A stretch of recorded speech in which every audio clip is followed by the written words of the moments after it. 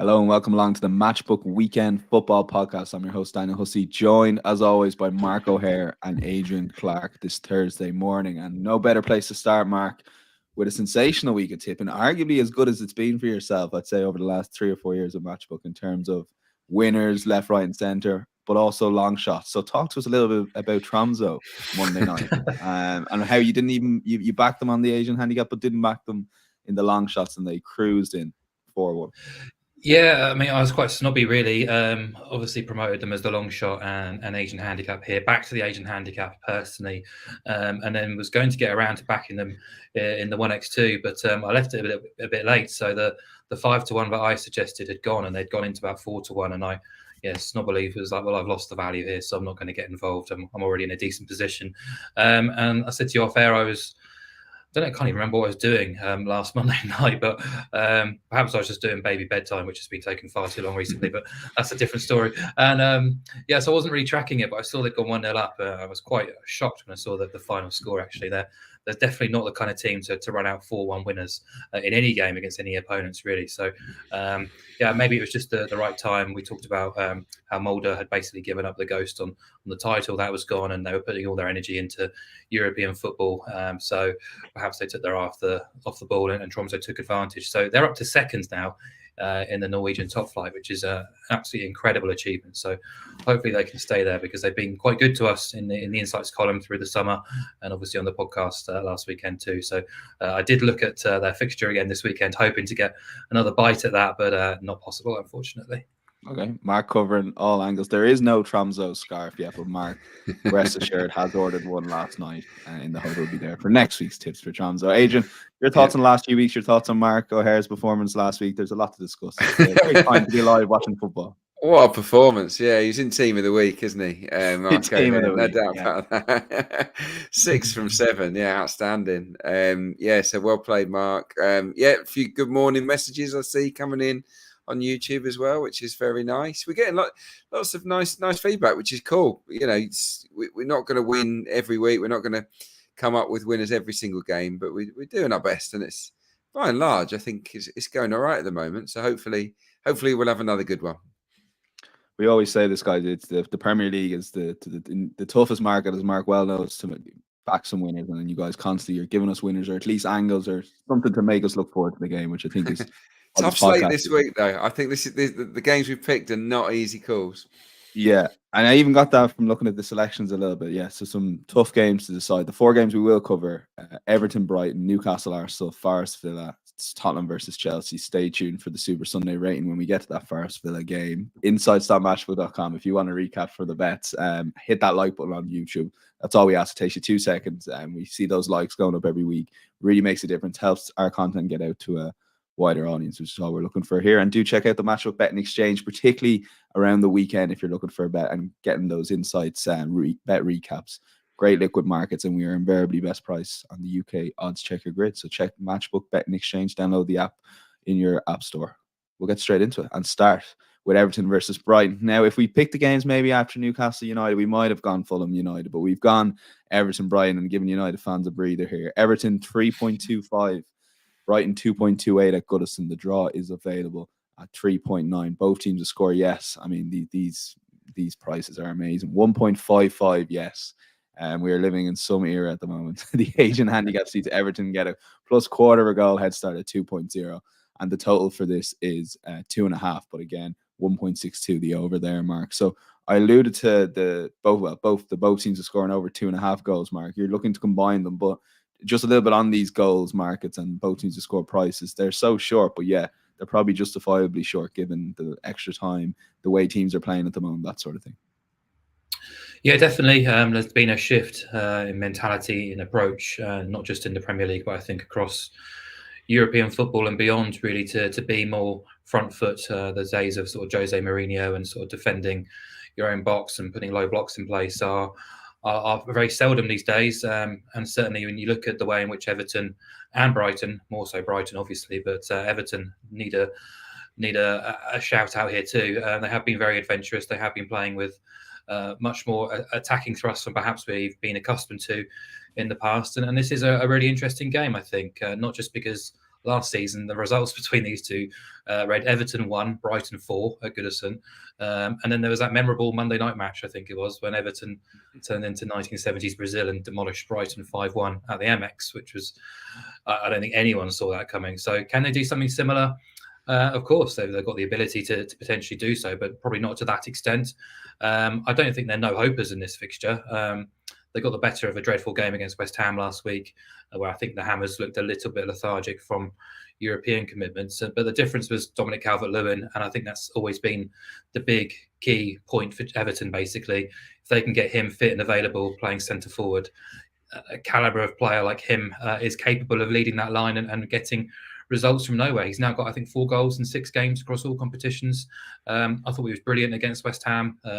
Winning headers, running the channels, keeping defenders occupied, bringing other players into the game. And he's got 2 wingers fit and available outside him now as well. So there is a supply line there. And I think Everton are a danger. And I think their style and approach could potentially be a bit of a danger for Brighton here. I think it gives them a good chance because we saw at West Ham how patient they can be, waiting for counter-attacking opportunities to arise. And I think they will get those opportunities against a Brighton team who will dominate the ball and take the game to them. And a Brighton side who have started to have a little bit of a hiccup in trying to balance their own commitments this season, winless since September in the Premier League.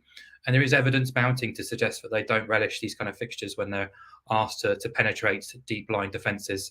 De Zerbi's well aware of the issues they've had and being caught on the counter too. And, you know, if you look at the 3 games this season where they've had 70% of the ball or more against West Ham, Fulham and AEK Athens, they've failed to win all 3 of them.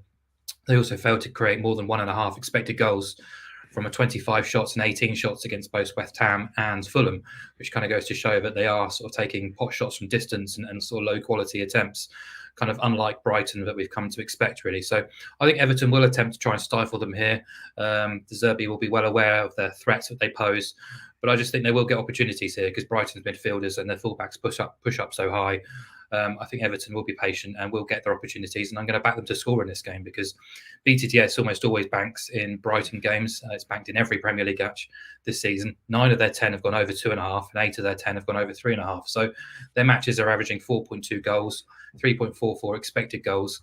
And if we exclude penalties, only Newcastle and Liverpool have bettered their XG output so far this season. So that's Brighton, but Everton have also really impressed in terms of chance creation. They're averaging 1.59 non-penalty expected goals, which is top half material. They've now scored in 5 of 7. They've only failed at home to Arsenal and away to Liverpool in that sample. And as I say, I just think with Calvert-Lewin leading the line, a settled team in place with 2 wingers, dead ball situations clearly an area of strength for Everton too.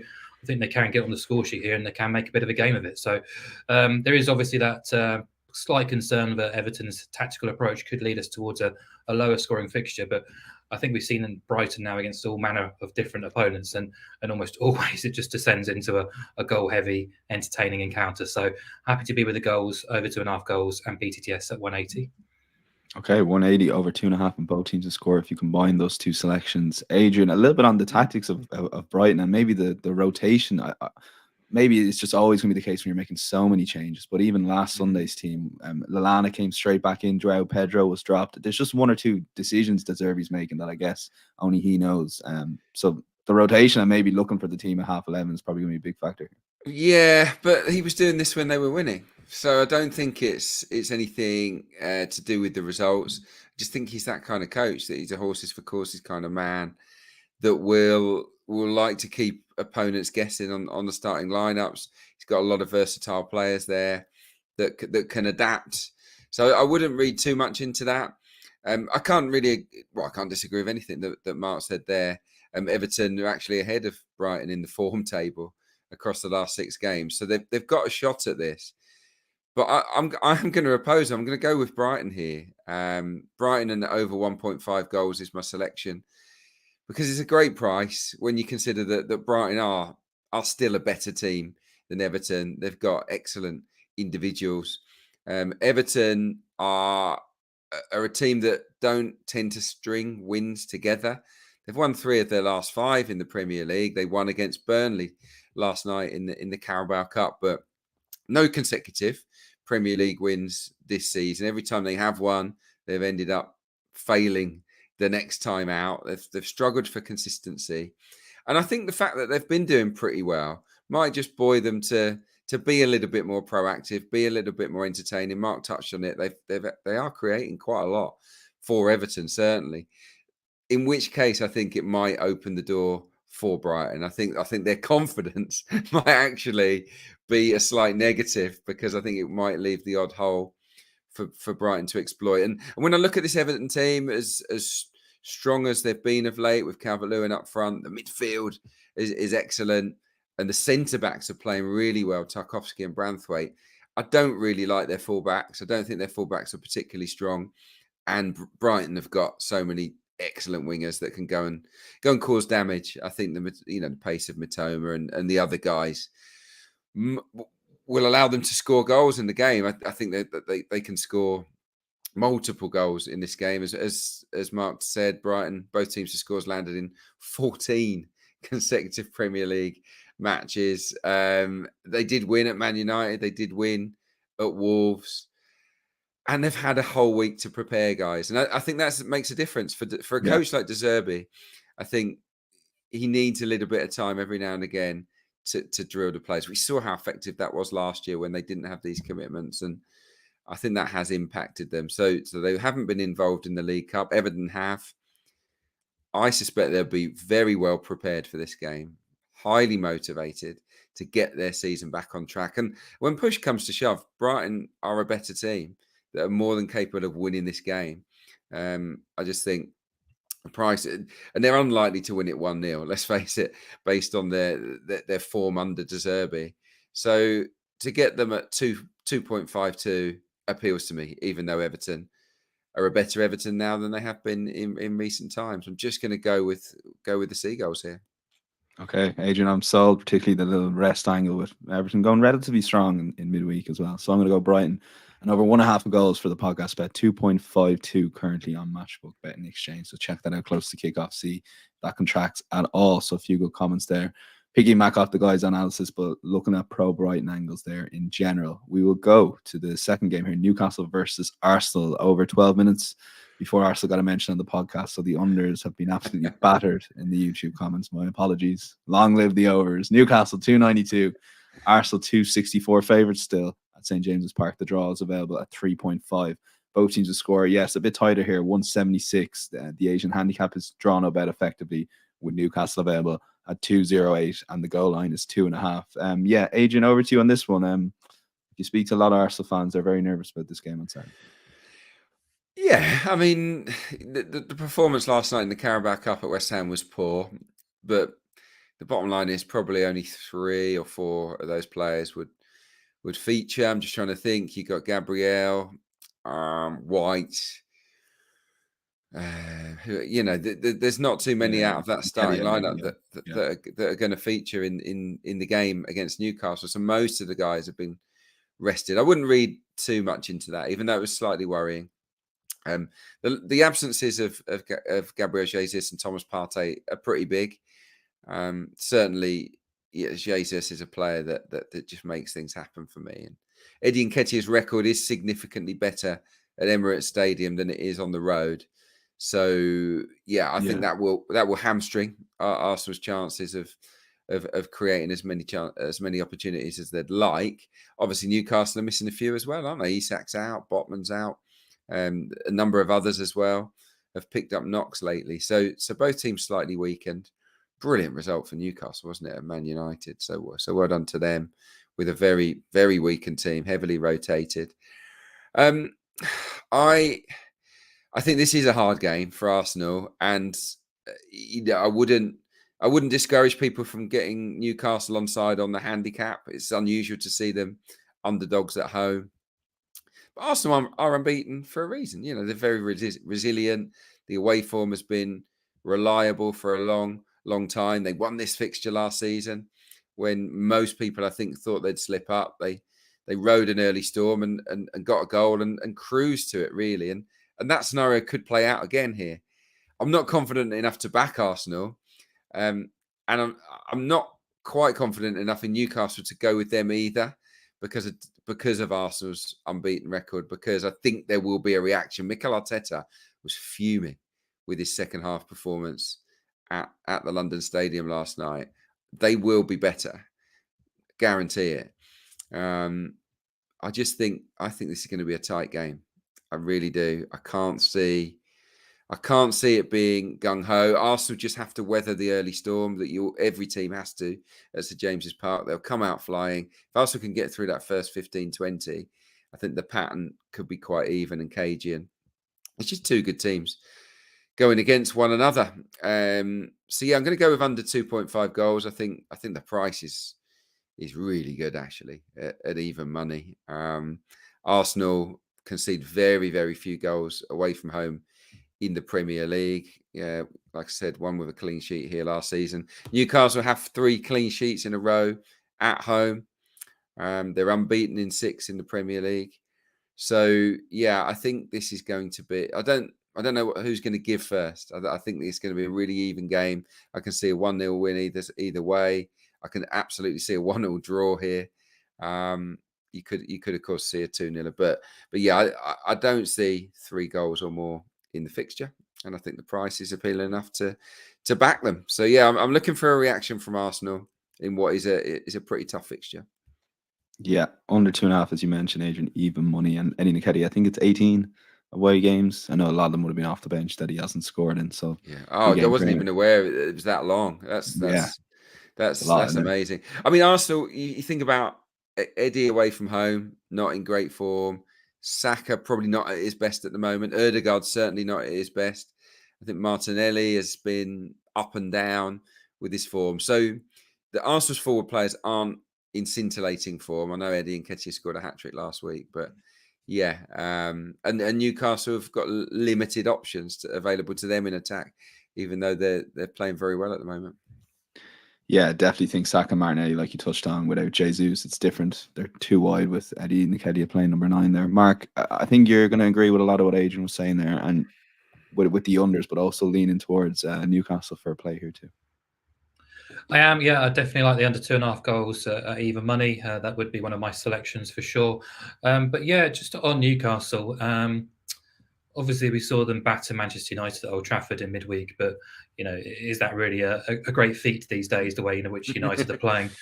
Debatable. So interestingly, before that match, I wondered whether they could be at a low ebb coming into this, because they had that really poor week with the underwhelming defeat to Dortmund, the Sandro Tonali story, the subsequent ban, the injuries picked up against Dortmund, and then against Wolves, where they were the better team and they led twice, but they still were unable to pick up maximum points. So it was a frustrating week, I think, for Eddie Howe's perspective. And perhaps this was going to be a good time to go to St James's Park, because Arsenal do have a very good recent record against Newcastle. But I think most of those matches came against a very different Newcastle side. And I did expect a response from Newcastle, but perhaps we saw that in midweek against Manchester United. And I just don't think this is going to be easy or straightforward for Arsenal whatsoever. And they're just a touch too short for me. I'm surprised that they're going off favourites at St James's Park. My numbers make it much closer to being a sort of 275 shot each of 2. And I think that chasm between sort of that and where the market is right now suggests to me that there's an opportunity to back Newcastle with a quarter goal start at 177. It means you make money as long as Arsenal don't win here. Now, I suspect Arsenal will be put under plenty of pressure here, but it should be tight. It should be competitive. And again, I think it's unlikely to escalate into a high-scoring game. Eddie Howe does tend to set up his side quite pragmatically against the big boys. That's resulted in quite a few low-scoring matches. Last season, 6 of 8 against the top 5 went under. This season, the match against Liverpool at St James's Park was heading in that direction before Darwin kind of came off the bench and completely changed the landscape. And Arsenal themselves have been, quite consciously more compact, more defensively minded, more controlled when playing away from Emirates Stadium.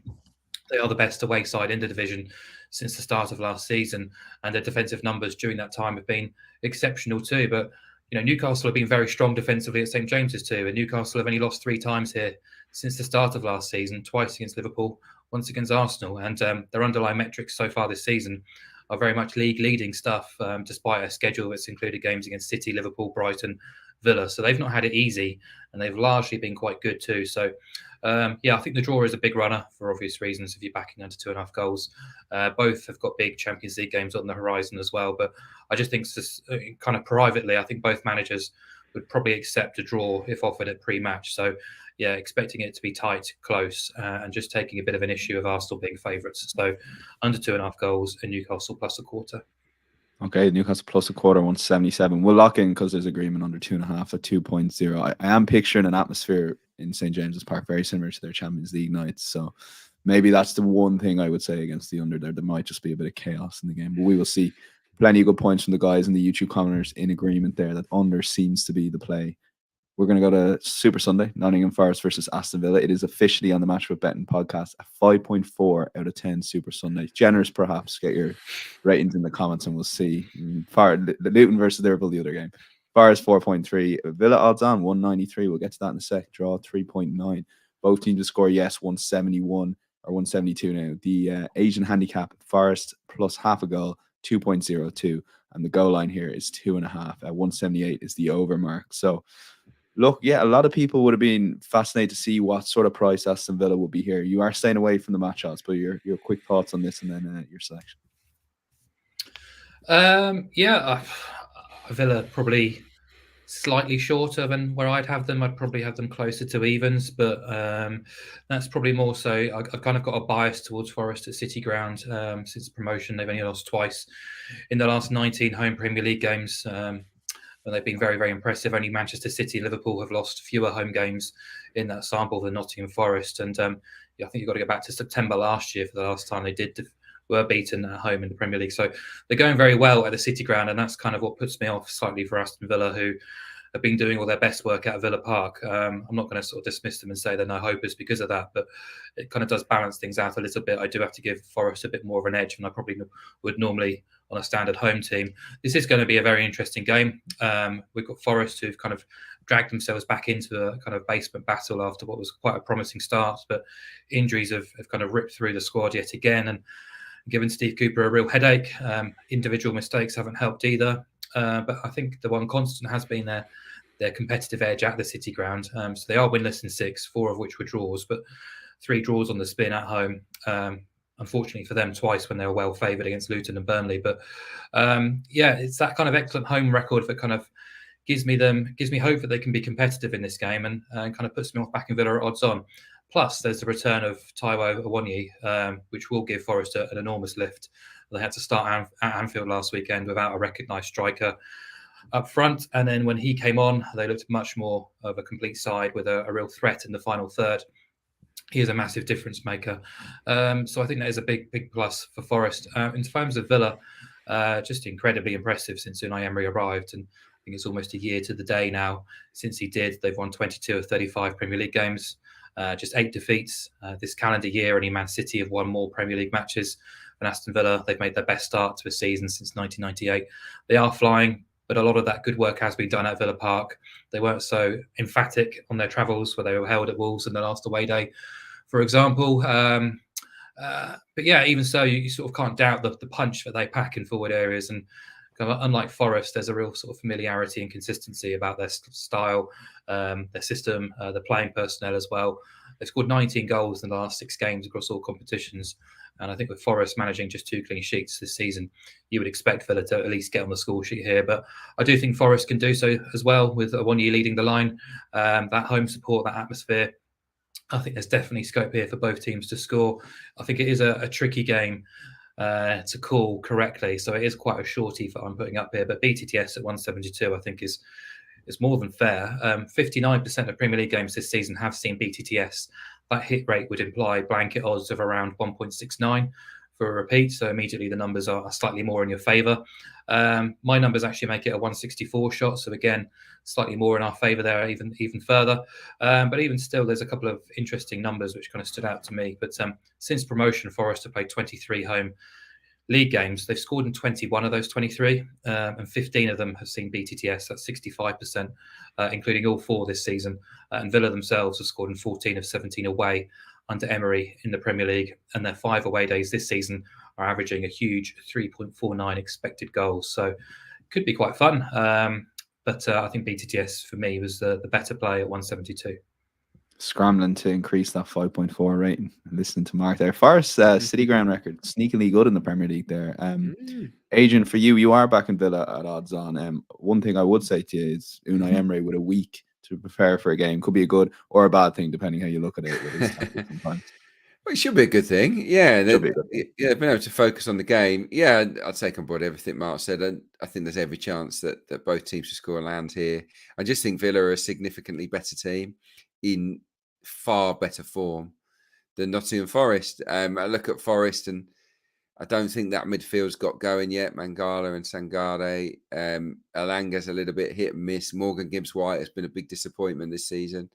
Awaniyi is their main man by far. And actually, I think the way that Villa play with that high line, he's going to be quite a threat when they do launch those counters. They're going to knock it over the top for him to have a few foot races with those Villa centre halves. So I do think they'll carry a goal threat. But I just think this Villa team look really smooth at the moment.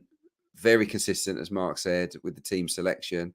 Love the midfield unit. I mean, Douglas Luiz playing fantastically well. Cameron, McGinn, that is a unit. Really, really impressive unit. And I like Watkins and Diaby up front as well. So, yeah, I'm just looking at Forest, winless in 6. Their record actually against teams in the top 5 is bad, home and away. I know that a lot of these have been away, but they've lost 10 of 12 against teams that have started the day in the top 5 since they returned to the Premier League, and Villa are 5th. So that is something to consider ahead of kickoff. I just think that Aston Villa are full of goals at the moment, full of chance creation, and just doesn't feel like Forest have got going yet. I don't think that Cooper is in a great place with the ownership. I think they're expecting more. They're expecting more wins. He's starting to get under a little bit of pressure. Villa are also a bogey team for Nottingham Forest. You have to go back to 1994 for the last time Forest beat them. 4 wins, 5 draws for Villa across that period. So, yeah, all in, I do think that both teams will score. So that's a solid pick. But if you want to stretch the odds out a little bit, for me, Villa are significantly stronger than Forest at the moment. And I would fancy them to win. I think they can win this 2-1, 3-1. I think they can have a little bit of fun at the City Ground. I know that would be unusual because they don't lose many at home. But I just think Villa are on fire. It's a great stat doing the rounds. I don't know if you've seen it. He's won 22 of his first 35 matches, Unai Emery. Pep only won 20. Klopp only won 16 of the first 35 matches. He is doing a remarkable job, Unai Emery, and something quite special, I think, is brewing there. I'd back them to beat Forest. Yeah, they're just being deadly, and even talking to Villa fans, I know it's an obvious thing to say, but they are absolutely buzzing to be watching their team, which I think is what it's all about. Villa 193. I think I'm leaning Mark. I'm going against Mark O'Haire this week. What are you doing? Yeah, you can't go against O'Haire. Fascinating. I have Mark's live fab in terms of the selection I'm going to pick in this game, so it's up to Mark to back that up with a good case. But fascinating Monday night football. Tottenham versus Chelsea here. We'll take a look at the venue. We have a Matchbook.com. Soon Spurs or Friday night or Monday night football. They both lose.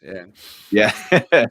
Well, both out of Europe means they both have this prime time slot on Champions League week. Tottenham 2.18, Chelsea 3.45. The draws available at 3.85.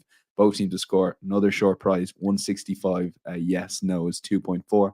Chelsea getting a quarter goal head start if you want to play in the Asian handicap line. That's 2.04. And the goal line is 2.5. A shade towards the over. Now, Adrian, they both can't lose. So for a bet in this game, set up this match, because it is a massive game for Spurs, obviously, to continue their great start. But for Chelsea, it's like 1 step forward against Arsenal and 2 steps back at home to Brentford over the weekend. Yeah, it was an odd one. That team wasn't a good starting 11. I think that they had a few injuries at the wrong time there. And I looked at that starting 11. I looked at the bench and I thought, I don't know if I fancy Chelsea in this game. And they did get turned over by Brentford, who've turned out to be a bit of a bogey team for them. That said, I don't think it's a crisis for Chelsea. I think obviously they won in midweek against Blackburn. I do think they're getting there step by step. And, away from home, the last 3, they won at Burnley handsomely. They won at Fulham, pretty comfortably. They drew at Bournemouth, which wasn't great, but away from home, maybe they've actually been a little bit better. I think a few of their players are playing pretty well. Cole Palmer's impressed me. Sterling, Conor Gallagher is playing very well. Enzo is back fit and available and looks okay. So yeah, I don't think they're in a shocking place coming into this game. I actually think they might go with that formation that they went with against Arsenal. Do you remember it, with the strikerless formation? I don't think Poch can pick Nicholas Jackson here. He's playing so poorly. I think he goes with a false 9 again.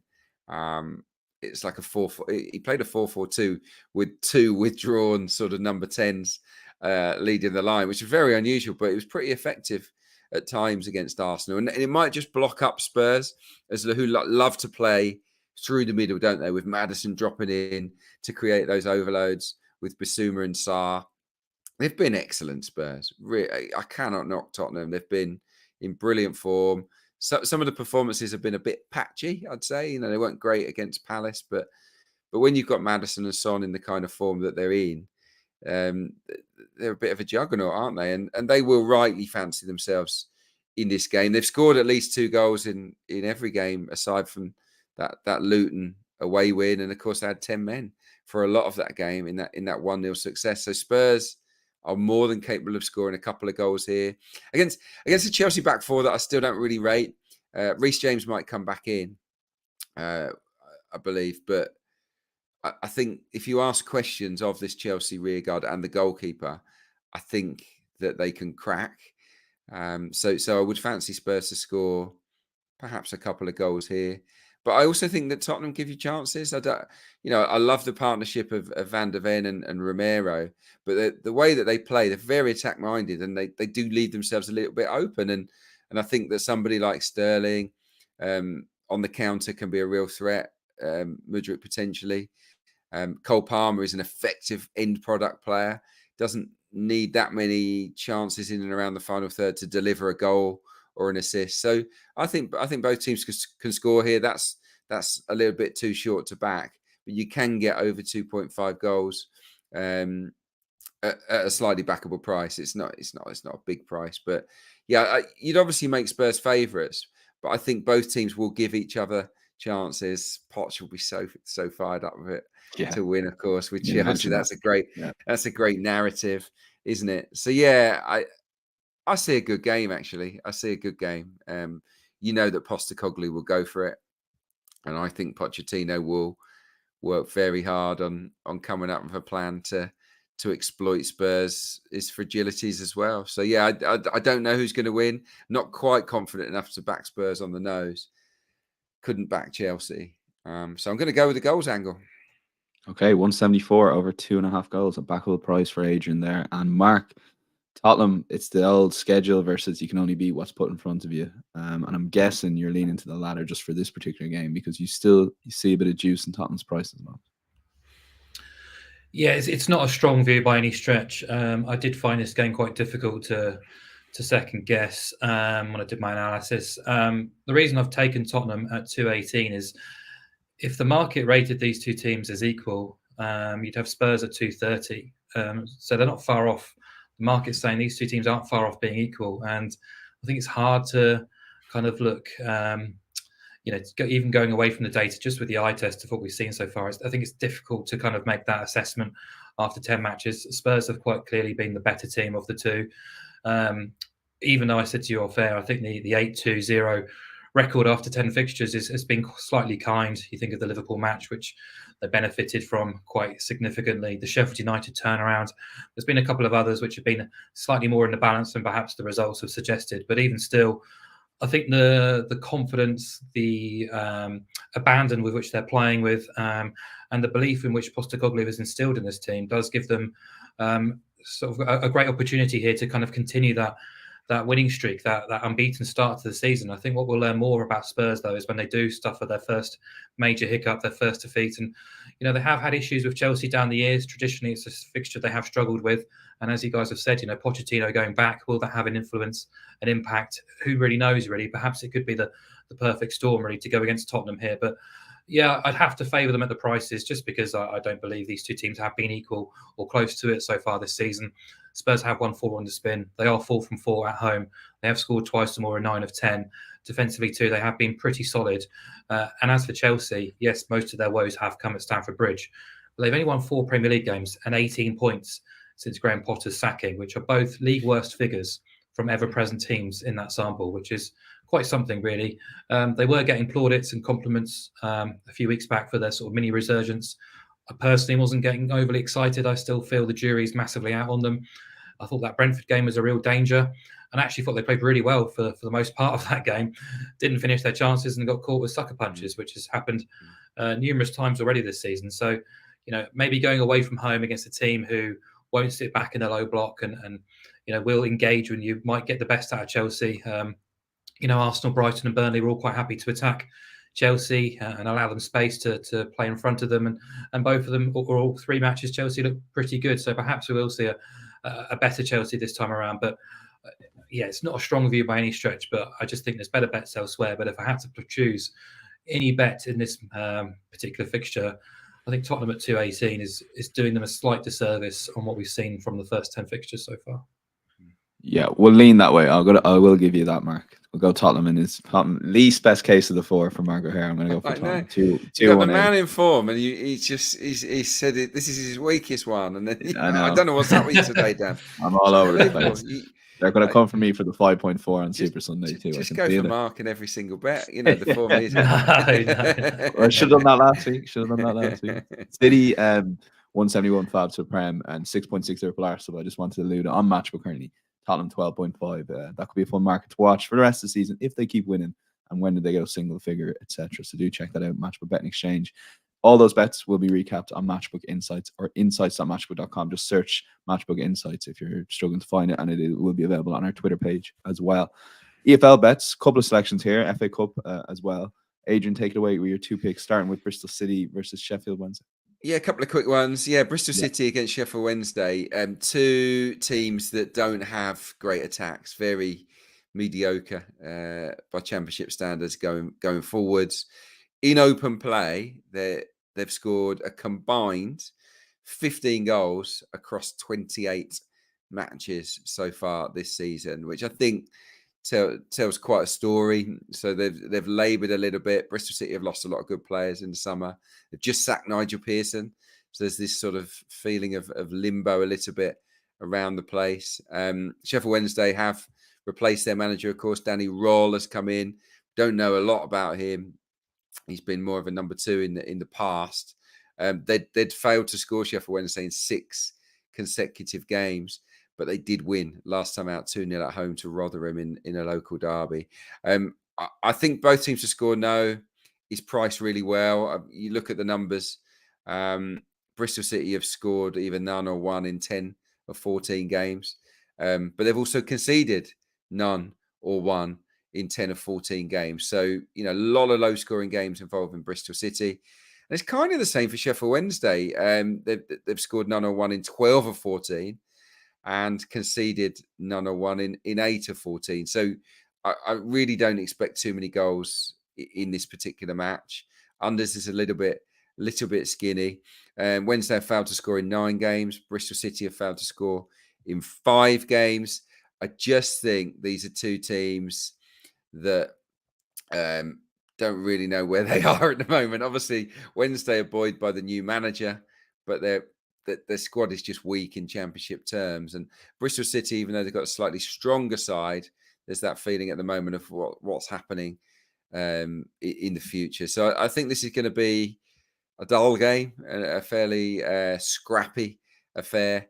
And I can see a scenario where one of them or potentially both don't get on the score sheet. So, 1.8 for me, both teams to score no. Okay, and the second game, I think this is one of the BBC games this weekend, Bromley versus Blackpool, and you like another goals angle, but I like goals. I like goals here. Blackpool have turned into the entertainers. Earlier on this season, they're involved in a string of boring games, and then suddenly they've sort of flicked this switch and they've become a little bit gung-ho under Neil Critchley, who just wants them to attack. I think he's just realised we're much, much better going forward than we are at the back. So let's try and outscore teams. There's been 46 goals in 16 Blackpool matches so far this season. Across the last 7, Blackpool have leaked 15. They were involved in a thrilling 3-3 draw with Fleetwood on Wednesday night, which doesn't give them a lot of prep time as well, which might encourage Bromley. So I think that Blackpool, just a seriously attack-minded team. I'm just looking at the numbers here. They've scored 2 or more 8 times this season, but they've conceded 2 or more 7 times. And again, I think that gives the National League side a little bit of encouragement. They're flying, by the way, Bromley, 3rd in the 5th tier of English football. And they've got a 3G pitch, which I always think is a big old leg up, especially against an EFL side that aren't used to playing on those kind of surfaces. So I give them a shot here, the non-leaguers. In terms of Bromley home games, 6 of 9 have gone over 2.5. 6 of 9, both teams have scored. Bromley have scored in each of their last 8 home games. And I think they'll score against Blackpool because I don't think that their defence is anything to write home about. So, yeah, this could be a good game to watch. I think TV has picked a decent clash here. Bromley, I've played there a few times, from back in the day in sort of pre-season friendlies. They'll take no prisoners. There'll be no respect shown really to Blackpool. They would tear into them and give them a tough game. I don't know who's going to win, but I do think there'll be goals scored. So yeah, over 2.5 for me is quite a good strong pick.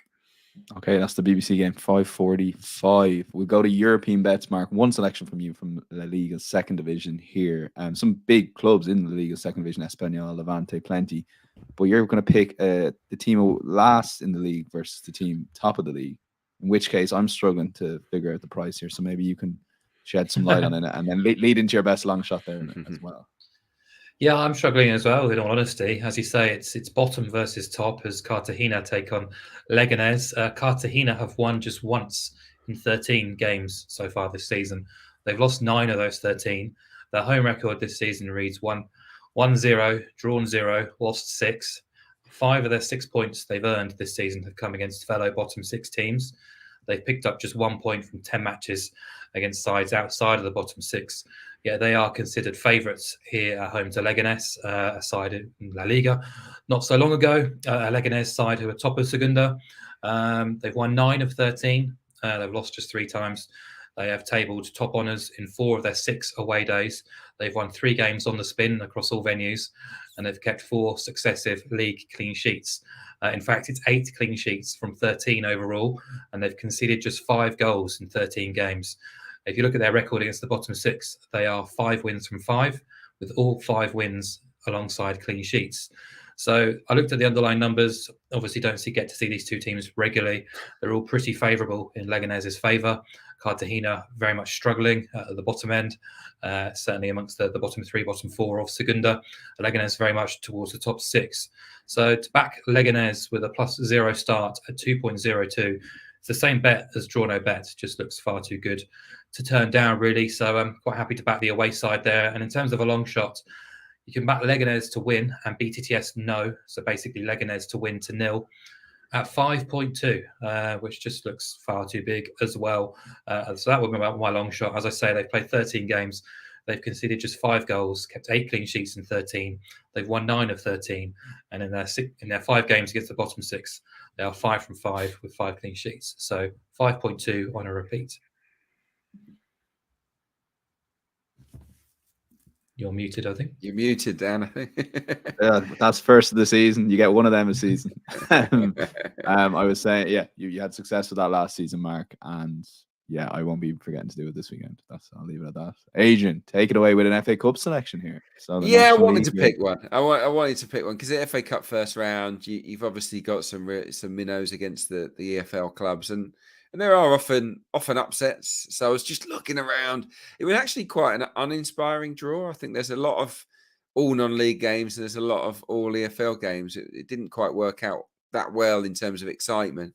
But yeah, Swindon Aldershot stood out to me because Swindon don't have a great FA Cup record in recent seasons. They've actually lost each of their last 4 home games in the FA Cup, and twice they've gone out to non-league opponents. They lost to Woking and to Darlington. So there's a little bit of history there, and I think that might make the home fans a little bit edgy. It's a big old ground, but it won't be packed out. Not for an FA Cup first round game. I think Aldershot are a big non-league club. They'll take plenty of supporters there, and I think they'll create a little bit of noise. Swindon aren't in great form either, conceding quite a lot of goals at the moment under Michael Flynn, and they've only won 1 of their last 6, so they're not coming into it in great nick. Aldershot are doing pretty well this season. They've won 4 of their last 6 games. They've been scoring plenty of goals. They've got a couple of guys, Stokes and Talaj. They've got 15 goals between them. And I always think in these games, if a non-league team's got natural goal scorers, players in form, it gives them a real leg up. And I was looking at Aldershot's away record. They won at Solihull, which is a tough place to go. They're a top side in the National League. And they won at Boreham Wood, which is one of the toughest places to go at that level as well. So can they go to Swindon and upset the odds again? I think they can. And yeah, I'm gonna just back them. Obviously, I'm no expert on Aldershot, really. But of all the games, I can see a possible upset at the County Ground. Okay, Adrian trying to get ahead of that FA Cup upset. Aldershot currently 5.7 on the Matchbook betting exchange. We will go to best bets, 15-5 this season. You'll be plus £152 if you've had a £20 stake on each of Mark and Adrian's selection with the 2% commission on the Matchbook betting exchange. Invariably best price, so do check that out. And Adrian, we'll go to a game, the second part of the 5.4 out of 10 Super Sunday. It's Luton versus Liverpool. Yeah, I only did it for you. Yeah, we've got to talk Super Sunday, haven't we? Look, I mean, if there's anyone out there that thinks Liverpool are going to lose this game, let us know. I mean, it's fair just play. Liverpool are 1.25 shots here, but if you back them at Liverpool and under 4.5, that jumps, to 1.87. That for me that's a big jump. Not least because every Liverpool game this season has gone under 4.5 in the Premier League, apart from the first game of the season for Luton where they got battered at Brighton. They've been competitive. They've stayed in the game, and yeah. So every game outside of the opening weekend for Luton has gone under 4.5 goals. Liverpool's away record is worthy of big respect. They've lost just 1 of their last 21 Premier League away games, and we all know what happened in that game at Tottenham Hotspur. So you're going back a long way now since Liverpool put in a bit of a no-show on the road. Luton, massive underdogs here. They'll try and rough them up. They'll try and make it a scrappy game, and I think they can stay in it. I don't think Liverpool run away with it necessarily, but Luton haven't kept a clean sheet yet, and I severely doubt they'll keep a clean sheet against this Liverpool side. They lost 1-0 against Spurs, 2-1 at home to West Ham, 2-1 at home to Burnley. So they're staying in matches, but not winning them. And I don't see them winning this one either. So yeah, my pick here would be Liverpool absolutely to win the game, and also under 4.5 goals. Because if you think they can keep a clean sheet, it means Liverpool have got to score 5 for this bet to lose, which I wouldn't see happening. So just that jump in price has swayed me here, and that's why it's my best bet. Yeah, it seems a big price jump. That is 187 currently, Liverpool and under 4.5 goals. You can find that in the match result and total goals combined. We'll go to Mark O'Hairsberg, who has Augsburg in best bet again. Surprise, surprise. So take it away, man. Yeah, I appreciate listeners are probably finding so boring, quite boring and predictable. But as long as the market continues to kind of give us backable overs prices in the highest scoring league in major Europe, I'm going to get involved. And this keeps happening. It just happens to be Augsburg again. They're going to struggling Köln this weekend. A Köln side who were demolished 6-0 at Leipzig last weekend. But their previous home outing, it was much more palatable. They were actually really, really good. They turned over Gladbach in the Rhine derby. They looked exciting. They looked adventurous. They looked very capable in that specific fixture. And if they can reach similar heights this weekend, I believe they are more than capable of not just getting a share of the spoils, but actually beating this Augsburg side, because Augsburg are now 2 from 2 under the new coach, Jess Thorup, but they've been doing it the very hard way. Their matches have continued to be just wild affairs, really. He opened up with a 5-2 win at Heidenheim, a game they were 2-0 down in, but led 3-2 at half-time. And then they beat Wolfsburg last weekend 3-2, despite trading 2-1 at half time. So that is 12 goals across his first 2 fixtures in charge, which is kind of following a theme of Augsburg this season. 9 fixtures, 8 have gone over, 5 have gone over 3.5, 7 have seen BTTS. Those 9 games have averaged 4.33 goals. They're yet to keep a clean sheet, and they've conceded at least twice in 8 of 9 games. And they're playing a Köln side who've seen overs and BTTS in 3 of their 4 home fixtures. Köln are also without a clean sheet this season, and they've conceded at least 2 goals in 6 of 9. So you put the 2 teams' records together, neither side has kept a clean sheet. Collectively, they've conceded multiple goals in 14 of their 18 Bundesliga games, and our proposed play is also paid out in 14 of those 18 fixtures as well.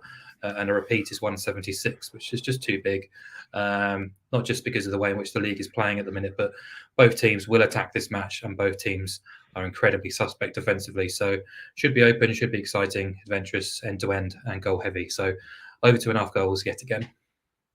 Okay, the best bets are in. If it ain't broke, don't fix it in the Bundesliga, as the comments say there. This is true. Yeah. My thanks to Mark and Adrian. As Adrian alluded to, thanks for the kind comments on YouTube and social. Do check out the Matchbook Betting Exchange, invariably the best price in the odds checker grid, and do check out insights.matchbook.com for a full bet recap. I know they're proving quite popular this season of all the guys' picks. We'll be back on Monday alongside Miguel Delaney to preview match day 4 of the Champions League. If having a bet this weekend, best of luck. Chat to you Monday. Bye-bye.